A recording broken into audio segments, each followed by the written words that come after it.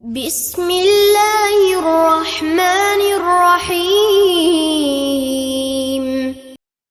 مسجد کی صفائی کا ثواب۔ حدیث کی روشنی میں حضرت انس بن مالک رضی اللہ عنہ سے روایت ہے کہ رسول پاک صلی اللہ علیہ وسلم نے فرمایا، میری امت کے ثواب مجھے دکھائی گئی، ان میں وہ ثواب بھی تھا جو آدمی مسجد سے خس و خشاک مٹا دیتا ہے۔ میری امت کے گناہ بھی مجھے دکھائی گئی۔ مجھے کسی آدمی کے قرآن کی کوئی سورت یا آیت یاد کرنے کے بعد بلا دینے سے بڑا گناہ کوئی نظر نہیں آیا۔